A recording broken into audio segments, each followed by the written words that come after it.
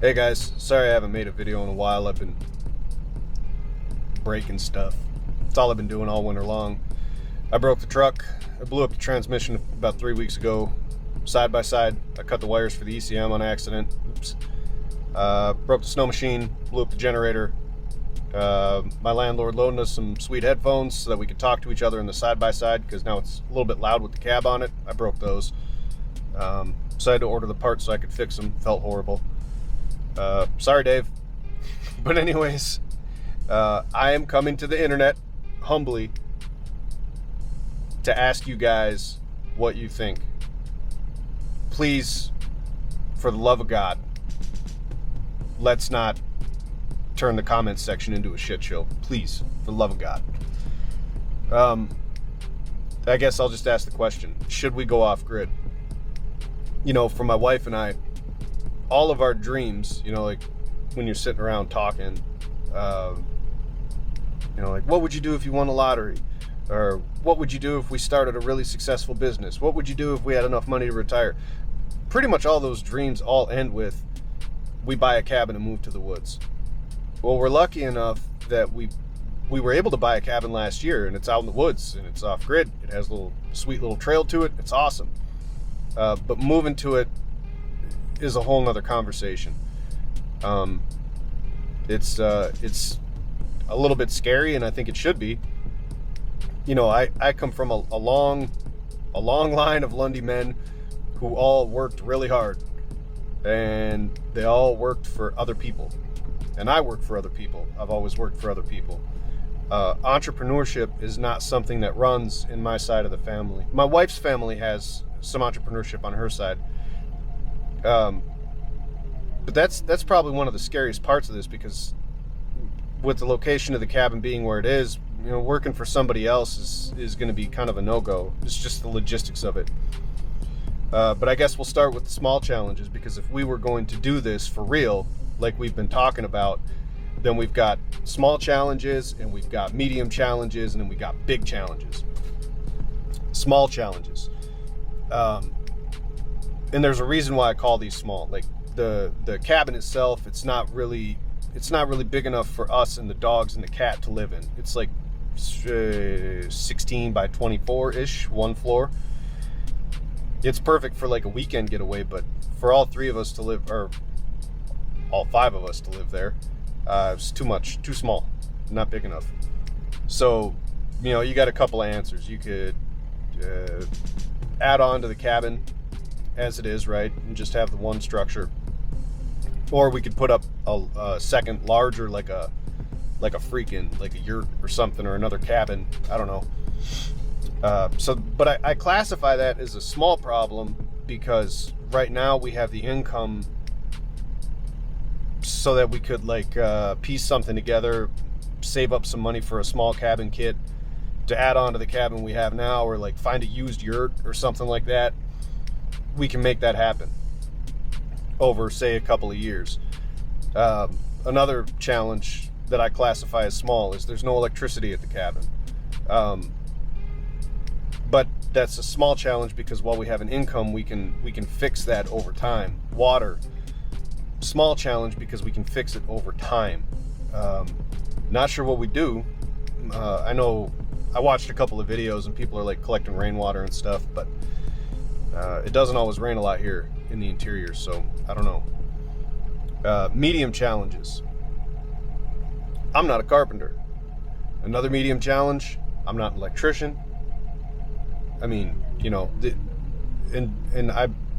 those are larger than the challenge of like space itself, because in order for me to add on to a house, I have to learn a lot. You know, buying all the stuff to add on to a house is one thing, or buying a yurt is one thing. Not knowing how the hell to put it together is a whole nother problem. I couldn't even build you a birdhouse, man. So it's a little bit of a larger problem. You know, I'm not an electrician, and I'm sure I can learn all this stuff, but the amount of, we're just trying to take this seriously. You know, how big of a bite is this to take and try to get it done in a certain time span? should we set this for 18 months, or should we set this for 2 years or 5 years or 10 years? What are we looking at? And I don't think it's going to be 18 months, by the way. I'm just throwing that out there. And then the biggest challenge, the one that scares me the most, and I think it scares my wife the most too, is what do we do when we can't work for anybody else?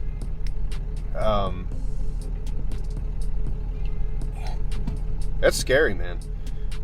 Things like health insurance, you can search on Google all day long, and people they don't just give away the answers for how business owners handle health insurance when they're small businesses, right? Like, I get it. If you own a business that employs 50 people, then, you know, you get a plan for your employees, and you get them all some health insurance and probably yourself at the same time. But what do these guys who own snowplow companies do that are like self-employed? And they do, you know, a little bit of dirt work in the summer and then plow snow in the winter. Nobody's just giving that information out. So we're a little bit left in the dark on it. Yeah, and these are the kinds of problems you run into when pretty much every single person you've ever known works for somebody else. It's just not common knowledge to people like me. So I guess I'm asking the people, the guys, the families that have already done this and made the transition, to give me a little bit of feedback on what your transition was like to get from working for other people, right, to one day, many years later, living off-grid somewhere. Because it's not something that you can do overnight. And we understand that, but right now, with the information that we have, we can't really put together a coherent plan. Right now, it's still, even though I hate to say it, like it's still a dream, and it's bothering me. Like right now, it's, you know, it's getting late. What time is it? I don't know. It's like 7:30, 8 o'clock, and I'm driving out to the cabin to go scoot around on the side-by-side and go check traps because I need to clear my head a little bit. When I probably should be at home communicating with my wife, doing something constructive, and I'm not. It's bothering me. So yeah, should we go off grid? I don't know, guys. You have to tell me what you think. Any information that you have that would help, we'll take it. We're just a little bit, we're motivated, but we're unsure about exactly what to do next, or what to do to start this process, because buying the cabin, I guess, was step one. So now step two would be making a plan, and we're not exactly sure what or how to do yet.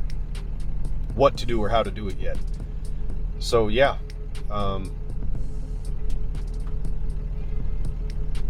hook it up. Help us out if you got anything. I guess on the back end of this video, I'll attach, I'll throw a bunch of footage that I didn't use because I haven't been finishing videos because I've been busy breaking other stuff. So you guys can enjoy that, and hopefully I hear back. I'd love to get a little bit of feedback from you guys. Take it easy.